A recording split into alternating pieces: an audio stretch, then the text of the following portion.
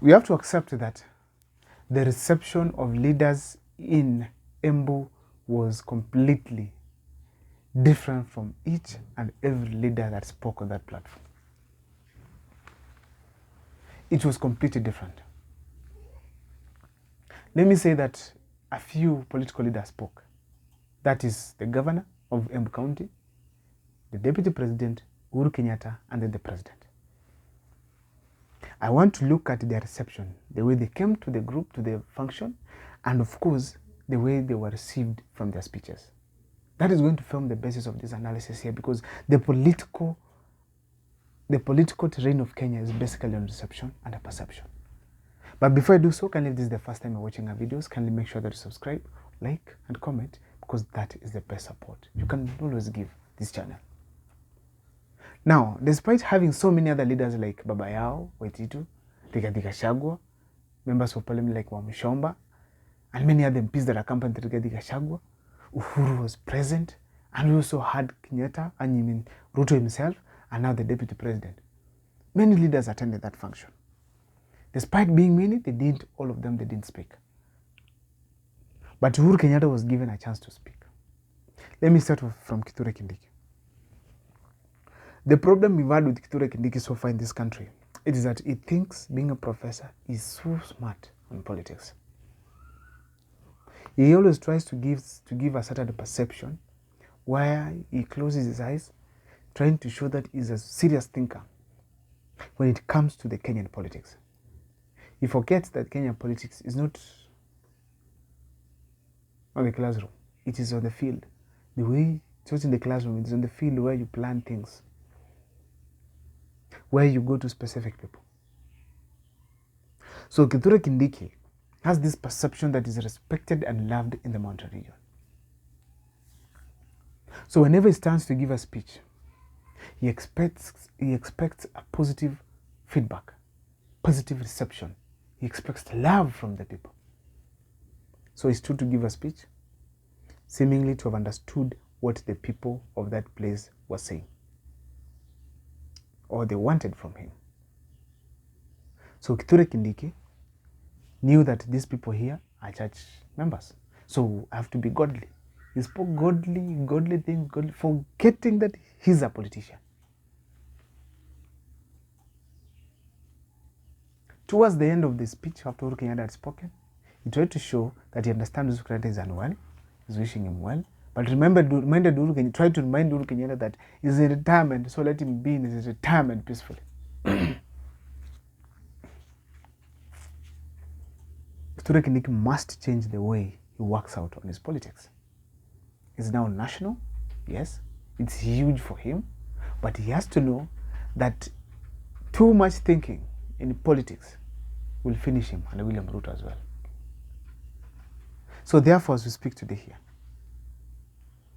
Kithure Kindiki is like he never spoke. So his effect of the speech, it was completely, almost zero. The best thing I had from him was people mentioning him as the deputy president. Only that. And Uhuru Kenyatta applauding him. The reception was a bit cold. That means the ground is not for him. Gachagua was expected to speak, but he was not given the chance. Could he have spoken? Why do you think Gachagua did not speak? This was a special request from William Ruto, so that Gachagua does not speak in that function. Because if he speaks, the ululation, the cheering, the support from the locals in front of Ruto could have been completely embarrassing to the president. So he had to be prevented from speaking. So the weight of Rigathi Gachagua did not shift to Kithure Kindiki, because nothing did they expect him to speak about except praising Ruto and being in the church. But Rigathi Gachagua, could he have been given the chance to speak? That was going to be the moment for him, and the moment for William Ruto to sink completely, to realize that Mount Kenya East and West, one thing. So because of the expectation of Rigathi Gachagua, Kithure Kindiki was swiped out.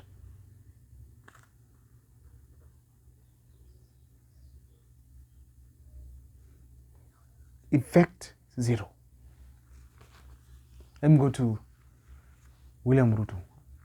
The Embu's governor, I realized, is respected, loved from that region. But when it comes to the politics of that region, he tried to speak development here and there. But the people of that region were not expecting anything from them, especially Ruto and Kindiki, then the Embu. People were expecting the politics of Gachagua and Uhuru Kenyatta to be showcased there. So whatever these people said was not making sense at all. Everything was directed, the attention was Uhuru Kenyatta and Gachagua. So let me talk of the president of Kenya. The president, William Ruto, faced it rough. I've done a video now, he was rejected. The reception. The way he came, there were cheers here and there. But upon now being given the mic, he realized that those cheers were just normal. Perhaps he was not given a chance to remobilize the place. So the reception was not good. Remember, when William Ruto had Gachagua had some 2,000 women who were always dressed in yellow UDA gowns. So Gachagua could mobilize them, go sit somewhere in a certain corner. They could stand and sing, dance, so the camera could focus there, and eventually the event was successful because people said UDA the place is painted yellow.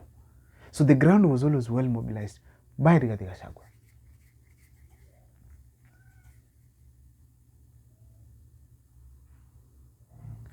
Now, Rigathi Gachagua missing in action, William Ruto realized the gap that is there in UDA.